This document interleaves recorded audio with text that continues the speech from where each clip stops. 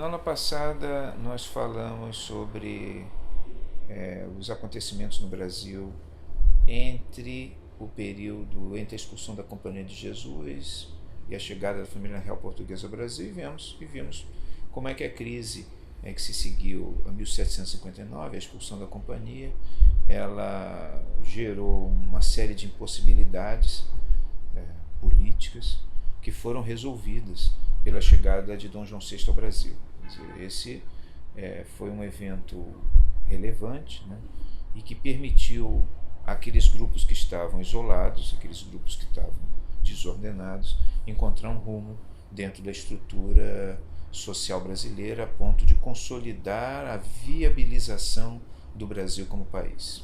Hoje nós tentaremos entender um pouco o processo de independência, a crise que se seguiu ao processo de independência, o problema do poder constituinte no Brasil, a questão da representação política, o governo de Dom Pedro I, a abdicação de Dom Pedro I como fruto de um movimento de características populares, né? E o período regencial e, por fim, o triunfo da ideia de império na maioridade de Dom Pedro I, de Dom Pedro II em 1840, né, no regresso. Como nós já nos referimos aqui, Dom João VI ele se transformou no principal sustentáculo da identidade institucional do Brasil. Em torno de Dom João VI começaram a gravitar todos os interesses e mesmo aqueles que se rebelaram contra Dom João VI, por exemplo, os pernambucanos, em 1817, eles foram sufocados, né? E esse sufocamento representou um triunfo, né, do modelo joanino, um triunfo de Dom João VI. E essa situação ela estava bastante confortável, no fundo, para todos aqui no Brasil, pelo menos até o momento em que os portugueses se insurgiram, não exatamente contra essa situação, mas contra a situação do Estado absoluto. Quer dizer, na medida em que Dom João VI era monarca absoluto, ele não se submetia a qualquer interesse concreto, o que prejudicava os interesses de Portugal, na medida em que Dom João VI preferia claramente ficar no Brasil. Então a Revolução do Porto, em 1820, é uma revolução que ela tem uma ramificação no Brasil. Os brasileiros, mais uma vez, se empolgam com a Revolução do Porto, porque são sempre os outros que estão fazendo revolução, não eles, né? Então, a Revolução do Porto ela é muito bem recebida no Brasil e força Dom João VI a se submeter a uma Assembleia Constituinte, né, as cortes que estão se reunindo em Portugal, e nesse momento a sorte da sua permanência no Brasil está selada, porque é todo interesse de Portugal que Dom João VI e toda a estrutura administrativa retornem a Portugal. Então, a partir daí, vai surgir uma crise, né, no Brasil, que é a crise decorrente do fato de que Portugal quer restabelecer a sede da coisa em Portugal, e Dom João VI ele acaba jurando a essa corte e aceitando a limitação do seu poder, então ele é mandado voltar a Portugal. E aí se dá um problema muito grave, que é o de que as pessoas não sabem o que pode acontecer com o Brasil. Se Dom João VI ou a família real retornar a Lisboa e o Brasil retornar à situação de estagnação anterior, mas com o agravante de ter tido, durante o período joanino, uma experiência de autonomia administrativa importante. Ou seja, os brasileiros eles não se consideravam capazes de assumirem sozinhos a responsabilidade da gestão política. Então, a ida de Dom João VI, tudo bem, foi uma coisa dramática, mas Dom João VI, que era um monarca muito sensível, como eu já falei aqui, ele tem um bom senso de negociar essa ida dele, deixando aqui no Rio de Janeiro, como regente, o seu filho Dom Pedro. E aqui entra em cena essa figura, que é a figura de Dom Pedro I, que vai ser, na verdade, o fiador, o garantidor de que, embora Dom João VI vá para lá, uma cabeça coroada permanecerá como autoridade moral legitimando as instituições e as relações que foram organizadas no período joanino. Então essa é a situação de crise, né? Porque na verdade o que os brasileiros temem é serem forçados a assumir um papel de liderança política, serem obrigados a tomarem para si algo que teria um custo de natureza pessoal muito grande, que era o custo do exercício da opinião, que eles não se consideravam preparados para assumir. Então, a crise ali, ela se soluciona circunstancialmente na medida em que Dom Pedro permanece. E Dom Pedro era muito simpático ao Brasil. Dom Pedro realmente é a figura central. Eu diria que é uma das figuras mais relevantes na história do Brasil, porque Dom Pedro, naquele momento, né, o momento entre 1820 e 1822, no momento em que as inseguranças se ampliam, em que ninguém sabe bem o que vai acontecer, em que todos se consideram impotentes para realizar qualquer tipo de movimento político de peso, Dom Pedro ele assume a responsabilidade de ser o fiador do Brasil. Ou seja, ele é um líder, de fato, um líder moral, uma autoridade respeitada entre todos aqueles brasileiros que não se consideravam capazes, nem se consideravam conhecedores do processo de exercer autoridade política, exatamente pelas suas deficiências morais, nós diríamos assim, né? Pela sua imensa dificuldade de aceitar regras superiores ou concepções superiores às quais eles devessem obedecer. Então Dom Pedro ele gosta do Brasil, gosta daquelas lideranças, ele tem envolvimentos dos mais diversos níveis com pessoas do Brasil, inclusive envolvimentos afetivos, e Dom Pedro é o elemento que vai viabilizar, porque sem ele as pessoas não teriam condições de manter o Brasil unido, não teriam sequer condições de manter qualquer coisa, né? O risco que havia sem uma cabeça coroada era muito mais grave do que retornar apenas à situação de estagnação anterior a Dom João VI. Era simplesmente você ter o caos instalado na sociedade brasileira. Então a liderança de Dom Pedro I é muito segura, porque Dom Pedro I ele diz claramente que ele está ali para viabilizar a obra do Pai, ou seja, impedir que essa obra se desfaça e garantir, inclusive, que o Brasil continue a ser uma nação, né? Que o Brasil possa emergir como um país independente, que ele já era de alguma forma, em alguma dimensão, mas que essa independência possa realmente consolidar a estabilidade de uma sociedade e de um setor dominante.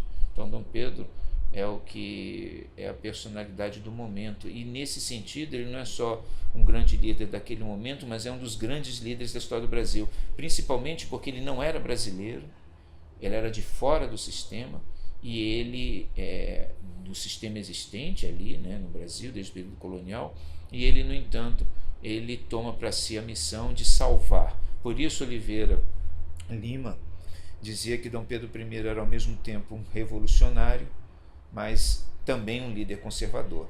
Ou seja, todas aquelas ambiguidades e paradoxos da política, elas atingem o seu ápice, da política brasileira, né? Atinge o seu ápice sobre Dom Pedro. Ele entende que é necessário para o Brasil continuar existindo, que se realize uma revolução, mas ele também entende que essa revolução tem características conservadoras, porque ele na verdade não quer mudar nada, ele quer apenas garantir que aquelas coisas que já existem, que são desdobramentos de eventos que ocorreram no século XVIII, que aquelas coisas elas continuem existindo, apenas num patamar superior de legitimidade. A independência é um movimento natural. Ela não é uma revolução, porque não podia ser, é na verdade um ato administrativo, é alguma coisa muito fácil, considerando a grandeza do que aquilo significava, a emergência de uma nação independente, mas ela é fácil, entre aspas, no sentido de que o Dom João VI já havia construído instituições capazes de suportar a organização de um Estado independente. É claro que pairava aí o problema da representação política, o problema da interação entre a sociedade política, a sociedade atuante politicamente e o Estado.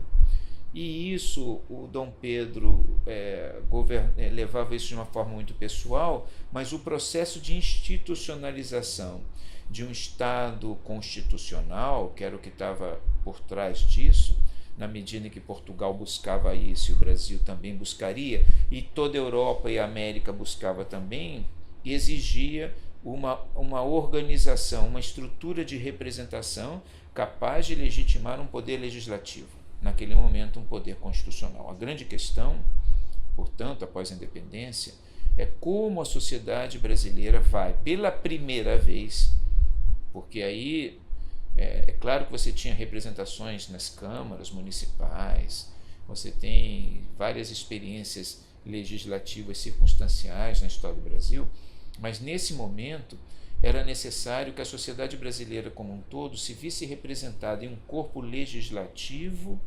capaz de legitimar um poder via constitucional, via legislação.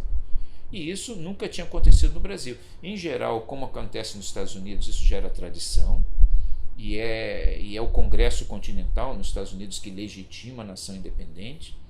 Isso já era comum nas juntas governativas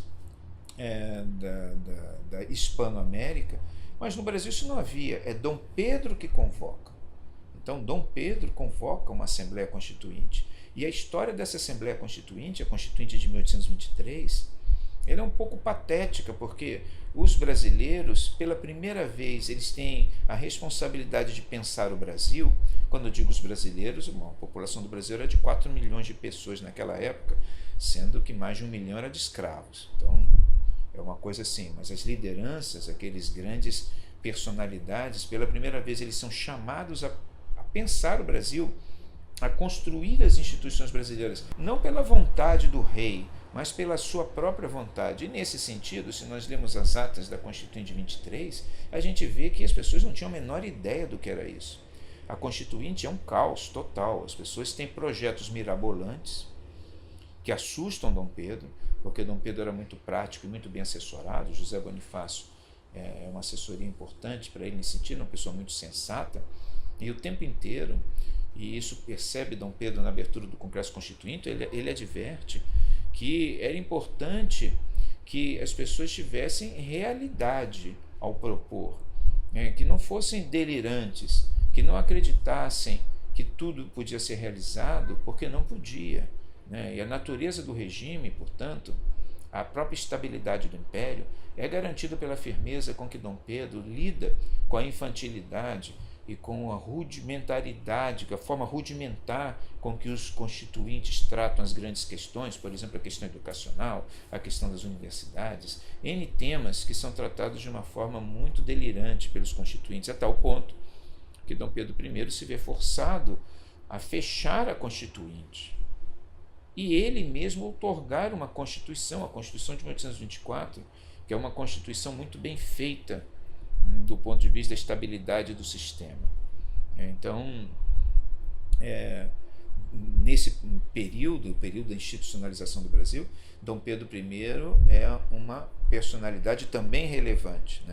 Ele não cede aos delírios democráticos exagerados de uma Assembleia Constituinte sem prática e que recebe o país de Dom Pedro I, ele não cede a isso e, ao mesmo tempo, ele consegue estabelecer o rumo de uma pauta conservadora no sentido de consolidar as instituições de Estado no Brasil.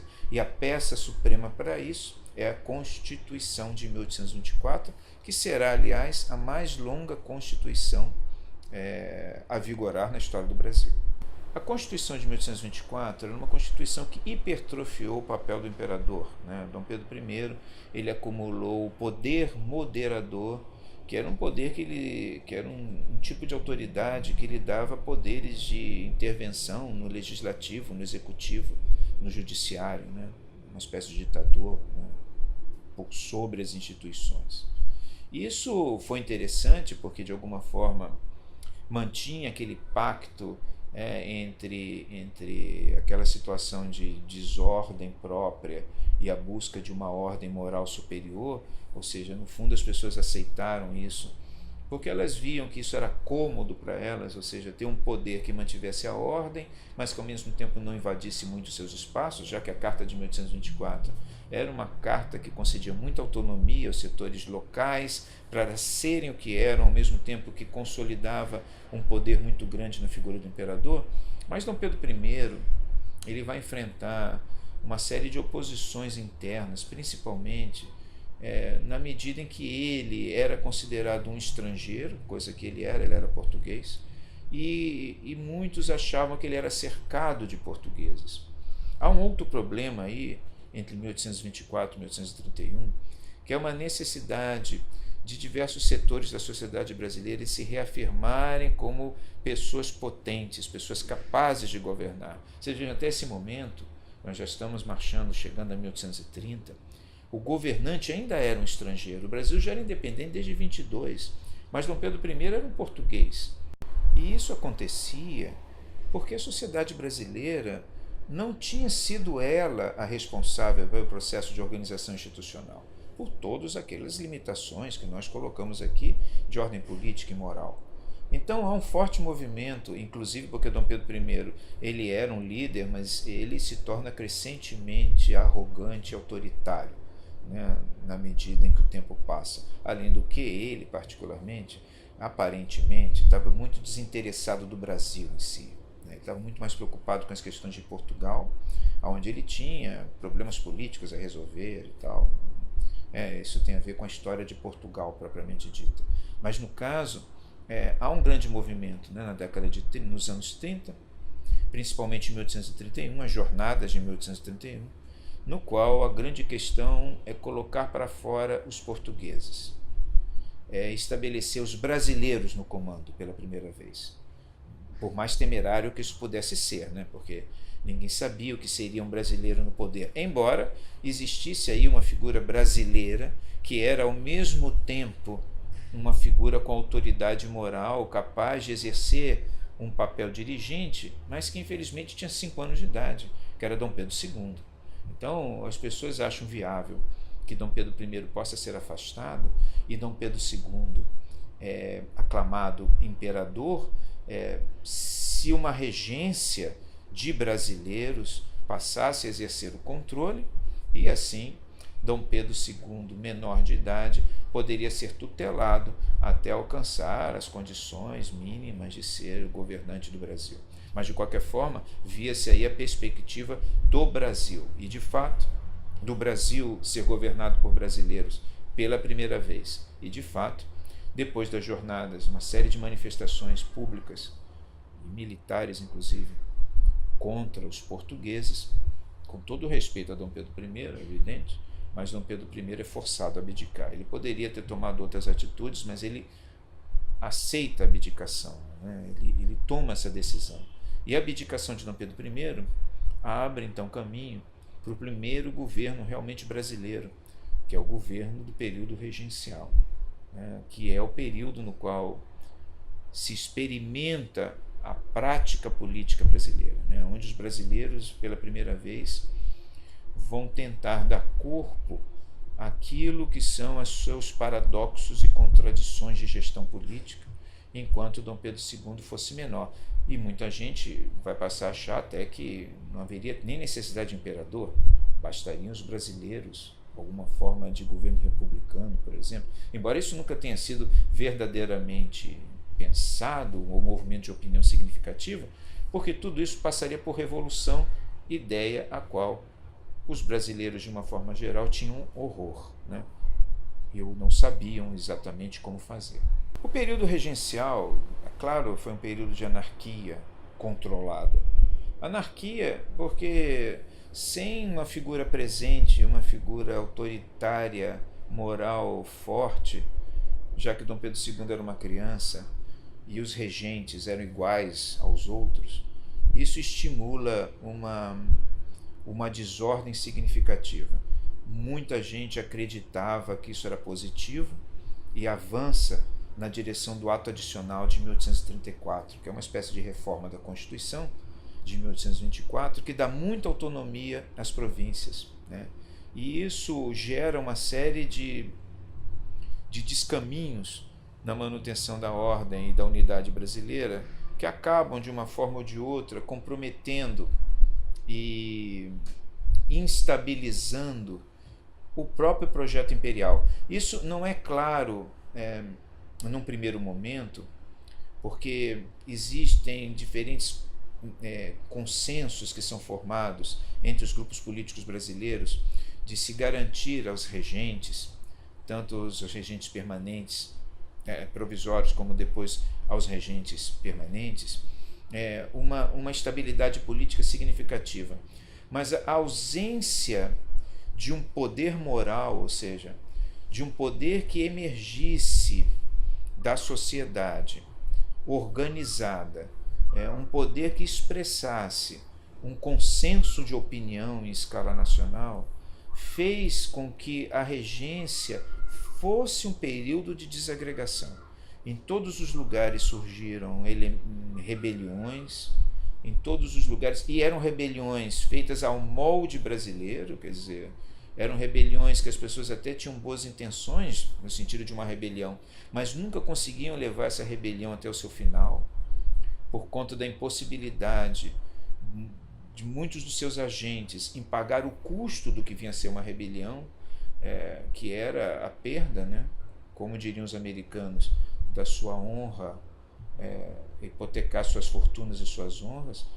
Então são rebeliões também natimortas, um pouco mais graves do que as rebeliões do século XVIII, mas expressando a mesma sensação de impotência, né, a mesma sensação de impossibilidade. E a regência, ela caminha por uma situação de tal desarticulação e anarquia, que dentro dela e nas classes políticas brasileiras surge o movimento pela maioridade. Ou seja, as pessoas ficam de tal forma preocupadas pela instabilidade nacional, que começa a se pensar num movimento conservador, cuja expressão máxima é a maioridade de Dom Pedro II. Já faltava muito. Em 1840 ele tinha 14 anos de idade, mas a presença do imperador, independente da idade dele, era um elemento que poderia pacificar os espíritos. O que é que a gente vai ter no Brasil nesse momento? Alguma coisa que vai se repetir outras vezes. Uma alternância, e isso é muito claro no período regencial, né? Uma alternância entre momentos de autoridade, momentos de anarquia e momentos de autoridade novamente. Quer dizer, como se você tem momentos em que a sociedade só pode funcionar de uma forma autocrática.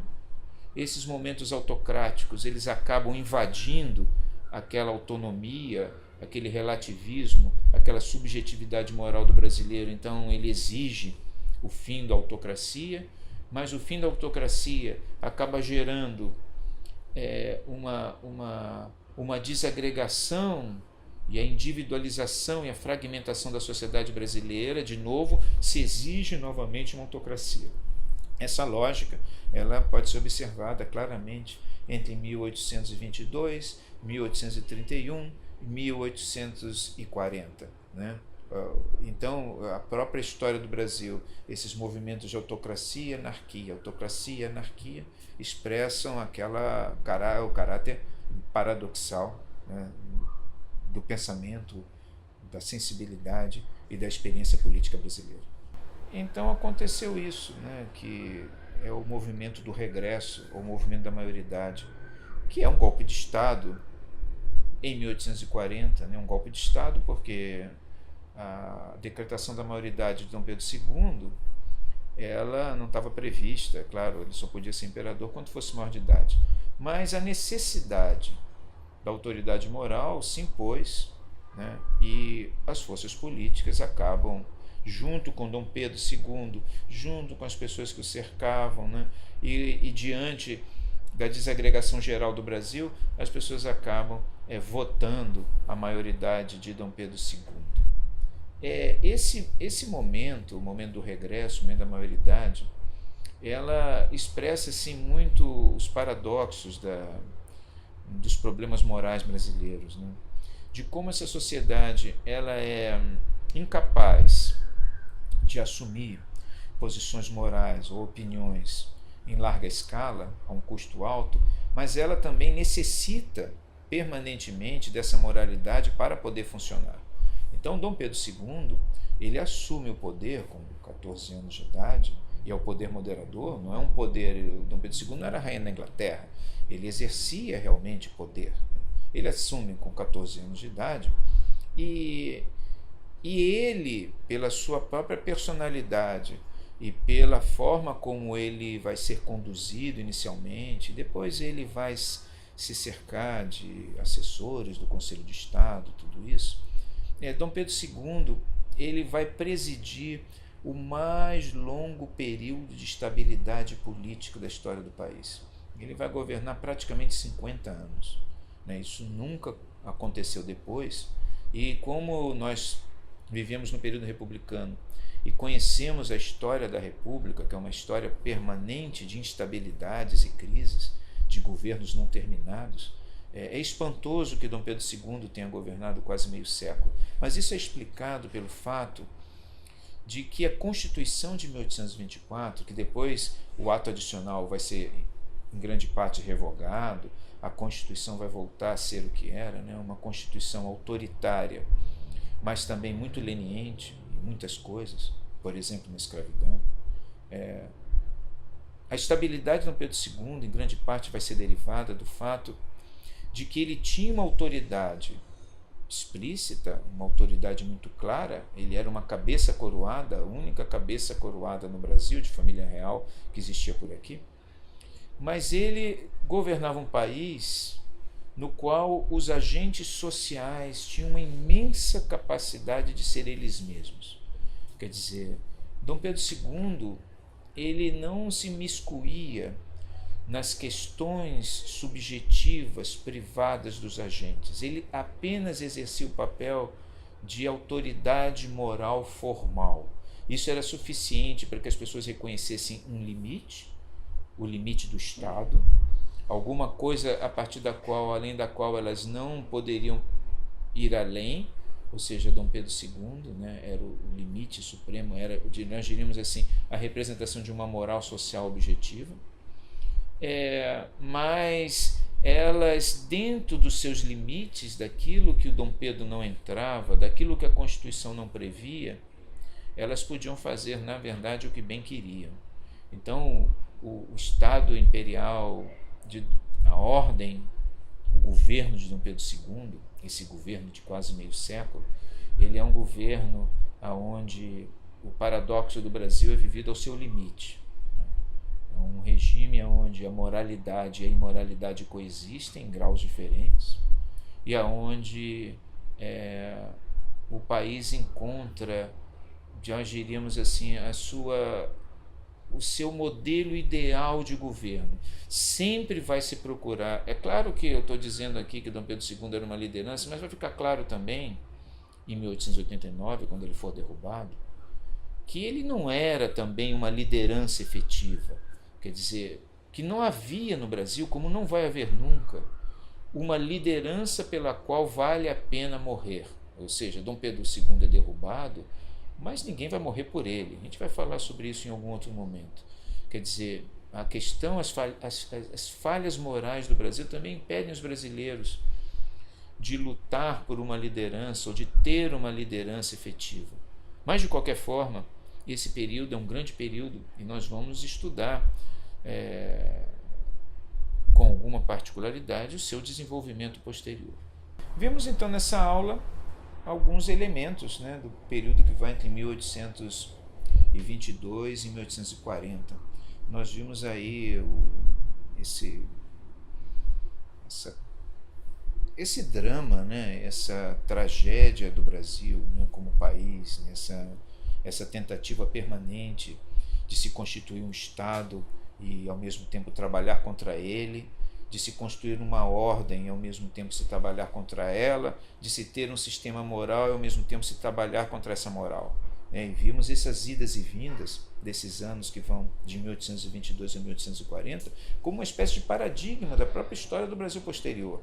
O Brasil nunca mais conseguirá se libertar desse tipo de movimento pendular entre ordem e desordem, entre anarquia e autoridade. Mas é interessante, de qualquer forma, considerar que essa primeira experiência, a experiência monárquica, ela apresentou para o Brasil uma espécie de paradigma. Mais tarde, no regime republicano, nós veremos que os brasileiros continuarão vendo nos presidentes, ou esperando nos presidentes, monarcas morais. Tanto que o presidencialismo no Brasil será sempre muito forte, né? Mas aquela experiência, portanto, é uma experiência fundadora. E vimos também que o governo de Dom Pedro II ele vai ser caracterizado como um governo estável, mas de uma estabilidade muito particular, né? Uma estabilidade onde se obtém a ordem através de uma articulação muito especial e brasileira, única, né, entre autoridade e anarquia. Na próxima aula analisaremos alguns momentos marcantes do regime de Dom Pedro II e que também são decisivos na história do Brasil. Falaremos da Guerra do Paraguai, que é a maior conflagração militar da América do Sul e que tem efeitos diretos sobre as instituições brasileiras, e nós vamos entender por quê e de que maneira, e falaremos do movimento abolicionista, que é também um evento singular na história do Brasil, também teve efeitos singulares, como nós poderemos também observar aqui. E por fim trataremos do golpe de 1889, da organização da República e da natureza do modelo republicano, né? Pelo menos até o ano de 1922, quando o modelo der os seus primeiros sinais de colapso, de exaustão. Então aguardamos vocês na nossa próxima aula.